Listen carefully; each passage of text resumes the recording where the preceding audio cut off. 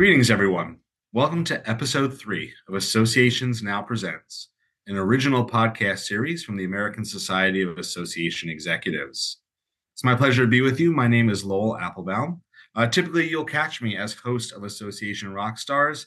It is my pleasure and my honor to be the host of this episode today, which is a part 2 as we look into workforce development as our theme. We'd like to thank our episode sponsor, Visit Omaha, for their support of this podcast. And if you've not yet listened to part 1 of this 2-part series on workforce development, we'll be right here. So go on and take a listen and then come on back for our conversation today. And we are excited to have two wise individuals from our community for our conversation today. For each of you, I'll just give a brief introduction, a sentence about certainly your name and your organization. But I'd love to hear each of you introduce yourselves, if you will, with a little bit about your own professional journey, right? As we think about workforce development, what developed you in the workforce? And today's conversation is going to have a large focus on network and community and relationships. So feel free to put into your own journey story any critical relationships that were really important to your own journey along the way. And so let's first start. Eduardo Arabu is the CEO of the National Hispanic Corporate Council and the Latino DEI Collective. Eduardo, you want to tell us a little bit about yourself and your own journey? Yes, absolutely. Thank you, Lord, for that wonderful introduction. Thrilled to be here and be a part of this conversation with my colleague Justin Reyes as well. Uh, a little bit about myself. Yes, I am the CEO at the National Hispanic Corporate Council. That organization focuses on helping Fortune companies on their competitiveness and corporate performance around workplace and marketplace strategy. And so we work with major Fortune 1000 companies on their Hispanic and Latino strategy for talent, customer, supplier, community relations, and their employee resource groups as well. The Latino DEI Collective focus on amplifying, cultivating, and elevating Latino DEI practitioners. So, Chief Diversity Officer, Vice President of Diversity, Equity, and Inclusion, not only in Fortune companies, but government, nonprofit, sports, and many other sectors as well. I'm based in Chicago. My background is Venezuelan. I consider myself bicultural. So was born in Venezuela, but grew up in Chicago, Illinois. I spent about 7 years in Washington, D.C. as well. I think my career trajectory to where I'm at is a little bit unorthodox. As many of you in the association space, we didn't sign up for it. We were kind of voluntold to kind of push into it. And here we are. My background consisted of corporate functions, HR and government affairs / public policy, hence my time in Washington, D.C. And so more of a business, public policy background, also works in sports and government affairs and many other functions as well. One unique opportunity that I had was to complete a fellowship with the Congressional Hispanic Leadership Institute, where I had a chance to go to Washington, D.C., work in corporate affairs and government affairs as well. As we mentioned, relationship, the executive director of the Congressional Hispanic Leadership Institute, when I did my fellowship, fast forward several years, was the executive director at the National Hispanic Corporate Council. So we're emphasizing on relationship. My time as a fellow in that program, go on to go to work in sports and go to pursue a master's degree in public policy at Carnegie Mellon, end up back in Washington, D.C., and I get a phone call from then executive director at Chile, now executive director at NHGC, and he tapped me to be the number 2 person, the right hand person to support the National Hispanic Corporate Council. 5 years later, the board promoted me to executive director, then CEO, and ever since then, been looking for ways to contribute, collaborate into the association sector, give, take, learn, connect, learn all those wonderful opportunities as well. Excellent. Thank you. And our second, no less distinguished, wise thought leader for today, Justin Bradley Reyes, is the membership manager for Latinos Corporate Directors Association. Justin, why don't you tell us a little bit about your journey? Howdy, Lowell, or hola, as I'm trying to implement into my vocabulary. I like it. Hola, hola. especially in the tune of Hispanic Heritage Month. But as you mentioned, my name is Justin Bradley Reyes. I'm the membership manager at the Latino Corporate Directors Association, and have been privileged to hold this role within LCDA over the last couple of years, almost 3 years. And everything membership, I'm managing membership, recruiting Latino talent, developing our regional networking engagement with our members in the field, and just ultimately just empowering members to utilize the resources, the network, the people at LCDA to amplify their journey to corporate boards. A little bit about LCDA before I dive into myself. LCDA has been fully functional for about 10 years, and the mission of the organization is to create a pipeline for Latino talent, Latino executives, I mean, the creme de la creme of corporate America, into serving on corporate boards. There's a ton of data out there. Feel free to visit latinocorporatedirectors.org.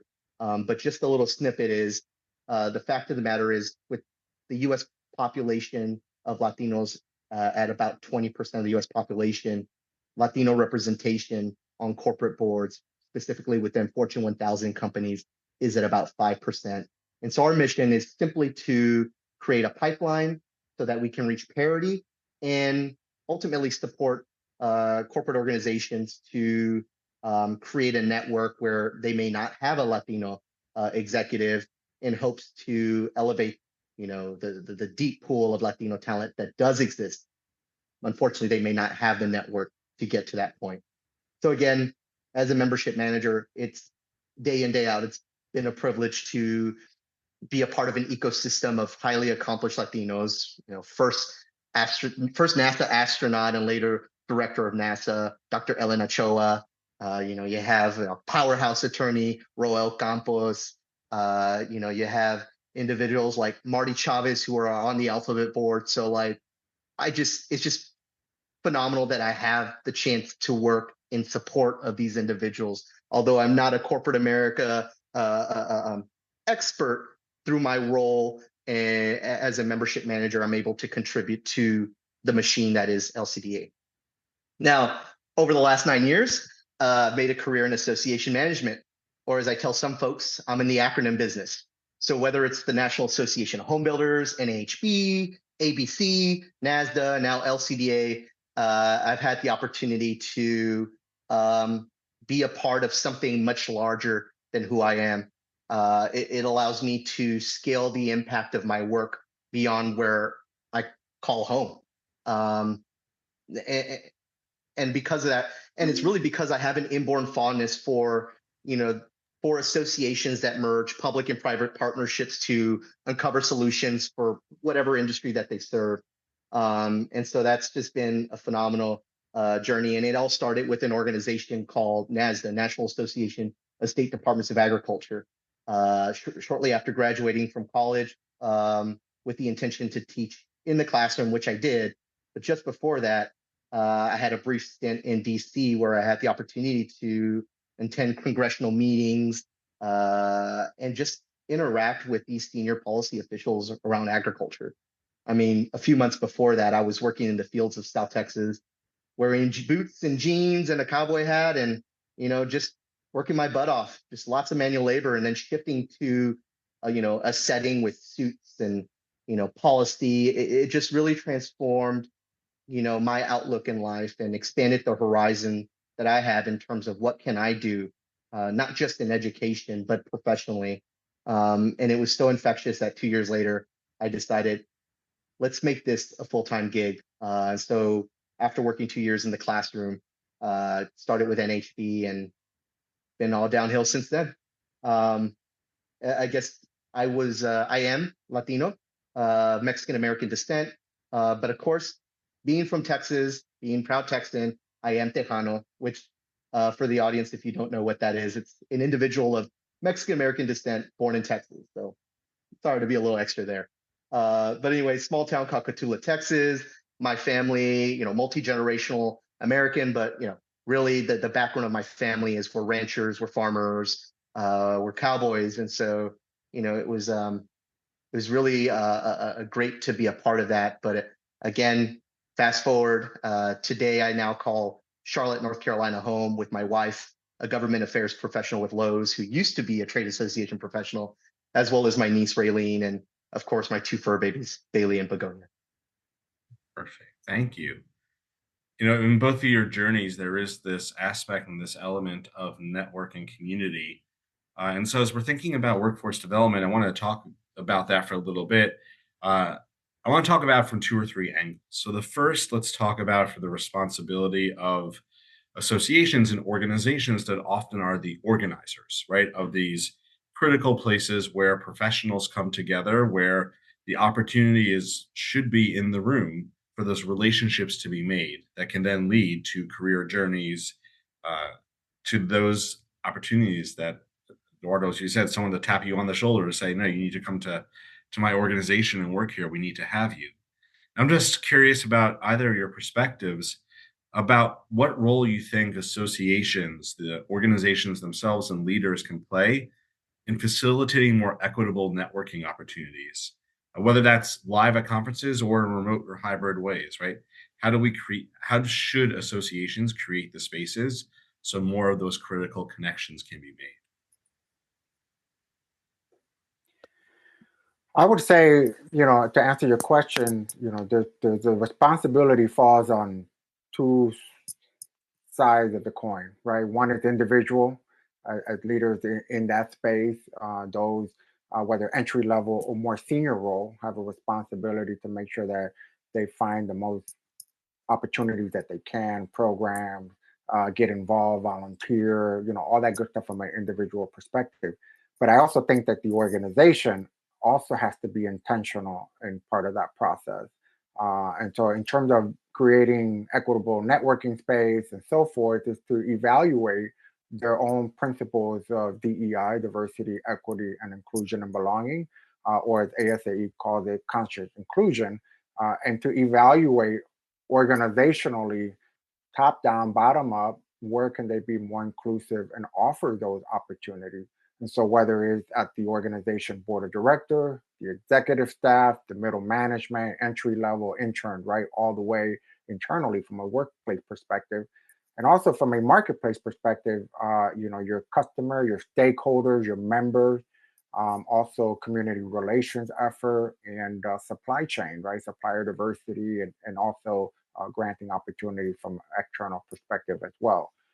But I think if the organization can be intentional on what they want to do and provide those opportunities to make those connections, right? The networking, I think, is really important, to create capacity building, to create access to senior leaders, to create access to pathways of career mobility, career navigating, and even just offering safe space and ways to feel inclusive and belonging, right? Those employee resource group or affinity groups, or ways where you can see others at your level or of your background and have that space to have conversation, whether it's work related or career development or many other opportunities. So organizations that are intentional, and I keep bringing that up, they want to make that conscious effort to provide networking platforms, um, I think really add to the inclusivity and engagement of the associates at the organization. In either of your journeys, both of you sounds like you've had meaningful moments where you've connected with key individuals that have been accelerants along your own journey along the way. Do you feel like that either of you are naturally inclined to, like, you walk in the room and you just feel comfortable talking to anyone, right? Or there are those that perhaps walk in the room and feel like, who am I supposed to talk to? The obligation you started with there, Eduardo, which is the individual obligation for building the professional community that you need. I just want to sort of leave it open as you think about the experiences you've had or the experience that you would impart, in terms of advice or insight to those listening in. How do you go about building that community? How do you walk in the room and figure out who to talk to or actually talk to anyone? I guess I'll chime in here. So I think I'm a little bit of an outlier, but it's because of the upbringing, my mother's upbringing. She was a very social person. Unfortunately, she did not have the opportunity to finish her high school education, but that didn't, limit her career outlook. Her center of excellence was doing the work that she did and commanding the respect of the community that we served. And so, whether it was ironing or cleaning, my mom, in the community of small town Cotulla, she would clean the homes of the judges, the county, the county sheriff, these just influential individuals in the community. And because of that, it exposed me to a network that was just non-traditional. And so with that said, like I said, a little different. When I walk into a room, I'm inquisitive. I'm very curious about how things work. I love to learn how other people's stories, to borrow lessons that I can apply to myself. But more than that, it's about, like, I'm a sponge, and whatever I learn, or whatever experiences that I'm able to have, whether or not they're mine, I try to share that with other young Latino professionals, other young professionals who may not have the opportunity to sit in the same spaces that I do, and just to impart just these anecdotes of interactions that I have. And I think ultimately what it falls on is just to get to that point. It's creating these safe, intentional spaces for these individuals with untraditional pathways in terms of careers, and supporting them, instilling self-efficacy, instilling opportunities to develop strong soft skills so that we're better able to communicate. I think that's really what it is at the end of the day, is communicating. But more than that, it's about executive presence. How do you advocate for yourself? Asking the right questions and following up on interactions. You have this moment where you're in a room, virtually or in person, where you meet these folks, but what's the follow-up? What are these, I say simple, but best practices, so that you're able to develop a much more authentic a relationship and rapport? Because then it's almost like an interview. You're kind of checking each other out and seeing, do we vibe with each other? And if we do, how do we intentionally continue this relationship, where, one, I can borrow from, maybe it's your platform, your access, maybe you're a hiring manager or influential in that space. And likewise, I think Eduardo had mentioned this earlier, it's like it's a two-way street. So one, you learn from me, and two, you learn from you. So, like, it's back and forth. Let me rephrase that. One, I learn from you, but likewise, in interacting with me, you learn a little bit about me. Now, I'm only one part of the greater Latino ecosystem of 20 plus countries, but that little sliver of interaction, I would hope would educate you and teach you a little bit more about a culture that's just different than what you're used to. I think Justin keeps it very, very humble. I see he's a phenomenal networker. He's an individual that really goes out there and make it happen, even if it's just a simple introduction, a simple hello, or so forth. So I want to give him his shout out for that. He's always challenging me and saying, "Hey, do you know so and so? Do you know so and so?" I'm like, "No, I don't. How do you know them?" Well, A, B, C, and he's always make those connections. So super excited to be with him.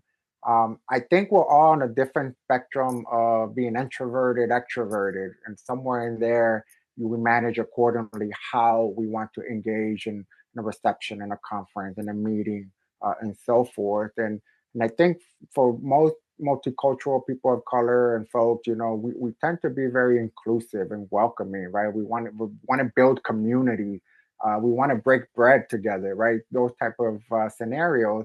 And when we go to the quote unquote corporate world or association or professional world, we tend to be a little bit more introverted, not sure how our culture or how we interact, mix in well with more of a professional, strict type environment and so forth. So it's looking for ways to build those relationships, make those connections, be meaningful, follow up, and things like that. But you never know who you can meet in the room. And I really think it takes practice. It takes a little bit of preparation. It takes a little bit of best practices in terms of, how to network, how to introduce yourself, how to, people love to talk a lot about themselves. So how do you pose questions that let that person take the burden of the pressure and let you be more of a listening and looking for ways to make that connection. Oh, you were in DC, so have I. Oh, you're from Chicago. Well, what neighbor? Right? You start to build those common trades, common skills, common goals and things like that. That lessen the burden, the pressure. But it's not easy, and it all depends on the person's level of confidence to do that. And over time, practice makes perfect. We'd like to take a quick break from the conversation for a word from our episode sponsor, Visit Omaha. Welcome to Omaha, where productivity meets the after party, where unprecedented growth takes flight with a $950 million airport expansion, where 346,000 square feet of downtown convention space and 3,500 plus downtown hotel rooms meet 90 restaurants, pubs, and shops within walking distance, where morning lattes meet 5 o'clock craft cocktails, where colleagues meet in our sprawling 72-acre downtown urban oasis, where in 2027, a modern streetcar will take you to even more entertainment, restaurant, and hotel options.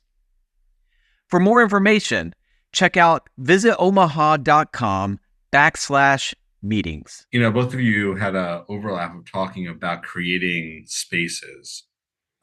Justin, you referred to it around the idea that the idea of forming a network happens best in a safe and intentional space. Eduardo, you were talking about an inclusive space, right? That you feel like you belong.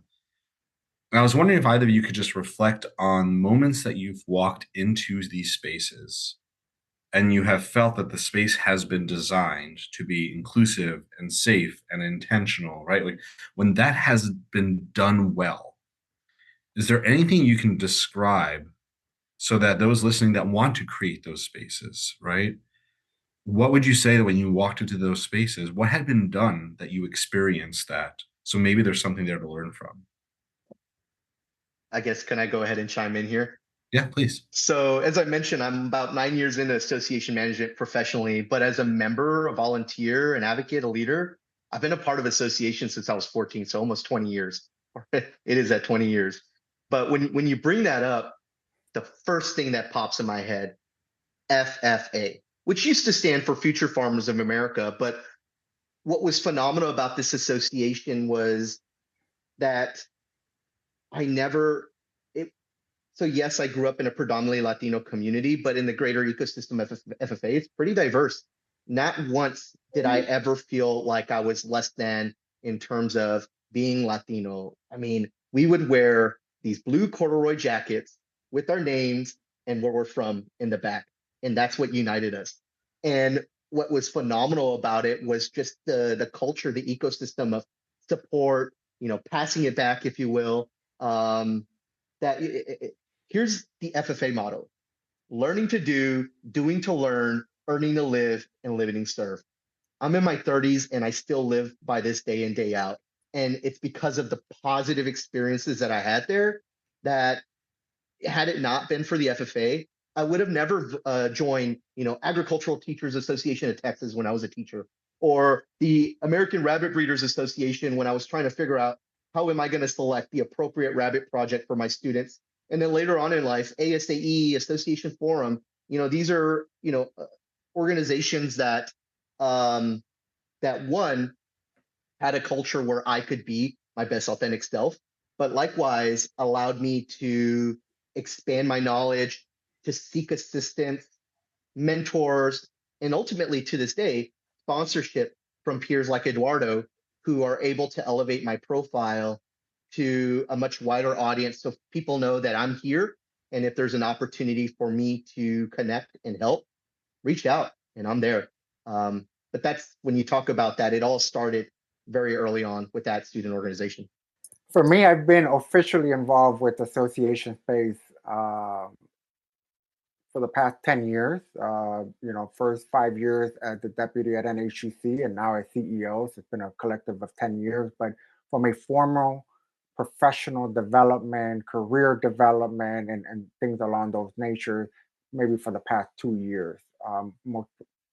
Mostly so through the ASAE, which has been a phenomenal platform. I've never seen anything where leaders of different organizations come together to support each other from A to Z, and creating all the different spaces, whether it's, for us, by us, in a certain demographic or culture, into intersectionality, into allyship, into bringing others to the room, and so forth. So I've never experienced anything. And so shout out to ASAE for what they do and the work that they do with conscious inclusion and many other aspects of their programming.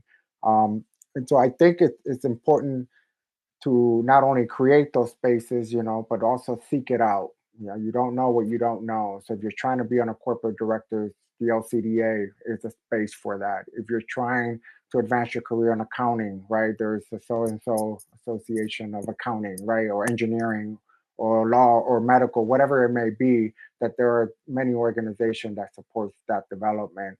Within those organizations, we need to make sure that they're inclusive and not just one particular group, one particular demographic. And what we spoke earlier about creating those spaces allow for inclusivity, belonging, workforce development, and many other areas. But then also having inclusive, intentional programming. And I benefit a lot of this by going to programs that are bridge program to grad school, bridge program to working on Capitol Hill, bridge program to corporate America. These are not only safe spaces, but they're intentional and they're inclusive and promote that certain community to advance in whatever sector, whatever field and organization that they want to participate in. Time always goes by quickly on these conversations. I want to ask one more question, I think, and then we'll start to wrap up. We've been talking about on the journey about creating spaces and creating connections and the critical nature of relationships and support of workforce development within the minority environment, but also in the general funnel. We live in a day and age where, as much as people love to be together, time is a challenge, and the cost and distance to being in person can be. I'm just wondering, in your experience, either of you, as you think about a more hybrid or mobile or virtual opportunities for professional community connection, creating that inclusive space that could elevate the voices we need to see shine and learn.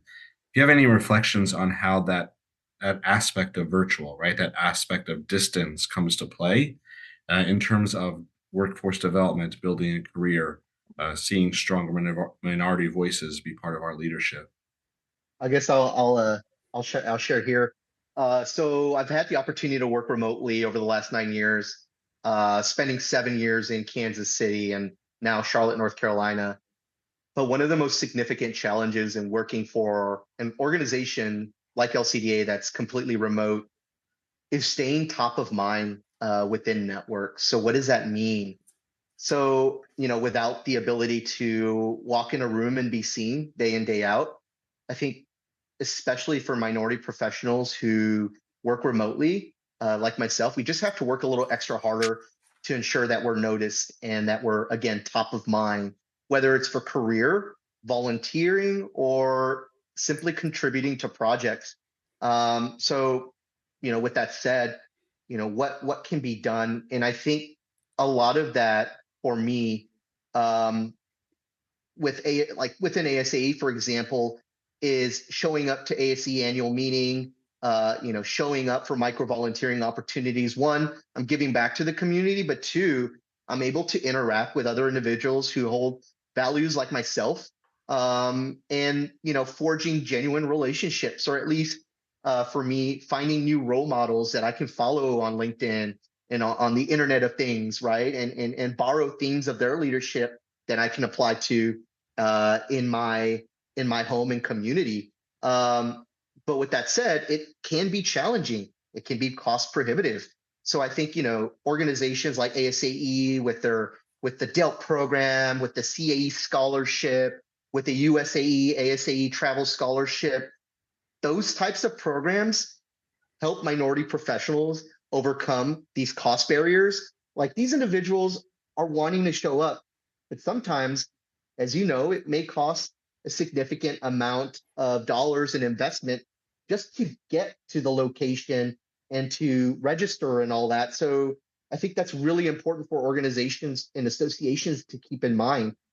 How are we creating an equitable space? And if it doesn't exist, what are some resources that we can allocate so that, communities like remote working minority professionals can utilize, so they can share the space, contribute to that culture, and ultimately grow professionally.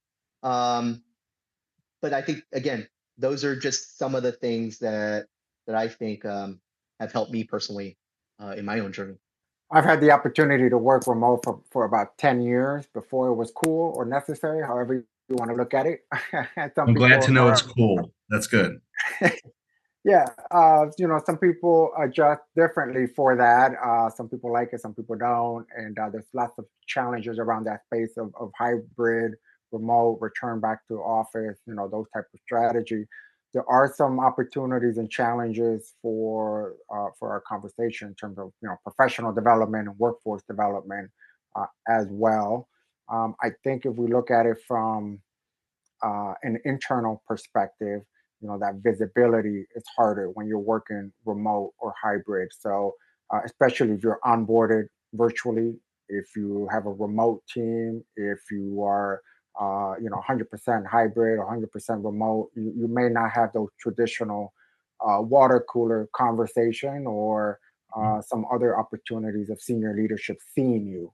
And I think that's very important to have that visibility so that you're considered for project or promotion, mentorship, and many other opportunities.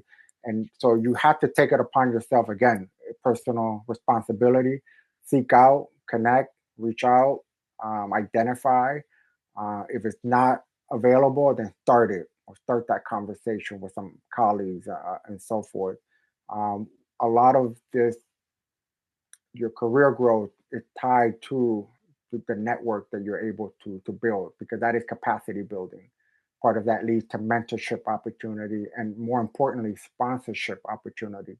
And the difference between that mentor, help you grow and advise you and coach you, but sponsorship, they talk about you when you're not in the room. They are intentionally saying that after I leave or after this project is done, so and so is pipeline for the next level or the next opportunity or what it may be. So, I think it's important for you to challenge yourself. If it's a 2 3 days work week in the office, try to make it 3 or 4. Try to do the best you can. And I know we've adjusted and become accustomed to certain liberties of working from home, but make sure that you are navigating that part correctly, that you are showing up to as many meetings, you're on campus as much as you can, and then when you're there, you're strategically reaching out to mentors, sponsors, senior leaders, asking for project, networking, hosting a happy hour, whatever it may be, all of those opportunities. And then also externally, it's the other part of the conversation, is where can you externally get with ASAE volunteer opportunity, your society, community, volunteer, leadership position, and many other ways. So not wait for the day that you need your next job or your next role, that you are actively building a network. You're actively branding yourself, promoting yourself as a thought leader, as a strategist, someone who is competent, someone who's accomplished and has the confidence to lead and manage the next phase of their career and opportunity for that. Then, organization as a whole, how can they offer everything that I just mentioned? How are they intentionally creating the safe space, the inclusive programming, allowing for development when you're in person, team development, capacity building, asset to network, all of that, not only waiting for someone to ask for it, but as an organization offering it, and at least listening to what are the needs of the associates and how can they play a role in that integrated workforce development. All right, I have at least 5 thoughts that I've pulled from our conversation today, but I'll let you two go first. Just as we're winding down, from our conversation or from your own life experience as you think about workforce development, the roles and the place that you have had in your own journey, and those that are looking and listening to this conversation to be a guidepost, a partner along the way of their own journey. What is one piece of advice or one insight that you would take and share if someone is looking to take the next step on their professional journey? from our conversation today, from your own, what's one piece of advice that you would give? I think we're thinking, we're letting it marinate in our head. Yes. I would say one piece of advice is, well, maybe a couple of pieces of advice. We don't want this to end.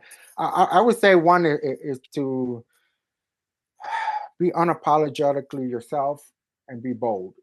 It is who you are, and ask for things. Raise your hand, speak up, let others know your career path, take on an assignment. Just to be very vocal of who you are and what you want and the expectation. And hopefully, the organization is able to create those pathways. If not, you may have to seek opportunities elsewhere. But at least you are true to yourself, to your goals, and hopefully that leads to the objective that you have. Oh man, so many thoughts here as well. The first thing that gets in my mind is this term that I've been using for a couple of years that I learned from a mentor at the Greater Kansas City Hispanic Chamber of Commerce, Carlos Gomez. Get your hands in the masa. What does that mean? Get in the kitchen. I mean, it's one thing to see the cook, making these exquisite meals, but it's another when you lend a hand. So with that said, whether you're a minority professional or not, I think it's really important for us, and Eduardo mentioned the allyship aspect of it, right? There are, as you know, there's an association for everything, especially when you talk about minority serving organizations. I mean, that's their mission statement, their mission objectives, just like Hispanic Chambers of Commerce. So you don't have to be the premier expert, but you can augment your understanding. You can augment your efforts by partnering with organizations like the one Eduardo leads at NHCC, Alpha, the Association of Latino Professionals for America. I mean, you have, if you're talking about public policy, if you're trying to recruit government affairs professional, guess what? The Congressional Hispanic Caucus Institute has a program that brings in interns to work in Capitol Hill, to work around public policy. So there are organizations out there doing great work to serve, different parts of, lack of parity on X, Y, and Z, but be uncomfortable in getting comfortable with getting involved, with contributing to that point. Mentorship, sponsorship, hiring. Heck, that's another thing too, is what are your organizations hiring best practices? Are you regionally attracting talent beyond, say, a 50-mile radius of where your organization is located? Are you targeting HBCUs? Are you targeting HSIs? I mean, like I said, we can go on and on. And of course, I would have to throw in, you have organizations like SACNAS, the Society for Advancement of Chicanos and Native Americans in Sciences, led by my mentor, Juan Amador. I have to give him a shout out there because he's really what got me into the scene and where I'm at currently. But again, there are these organizations led by passionate people who are committed to the mission statements. And if it's a daunting task, just reach out and ask questions. You might uncover opportunities for formal partnerships. But at the very least, if that's not the outcome, it's at least learning a little bit more. It's not just about learning more, but it's about ignoring less. And so that's what I challenge, not only minority professionals, but our allies in the community, is get involved within these ecosystems. You never know who you're going to meet. You never know what you're going to learn. That's really going to create a significant impact in the organization and ultimately the industries that you serve when you think about workforce development.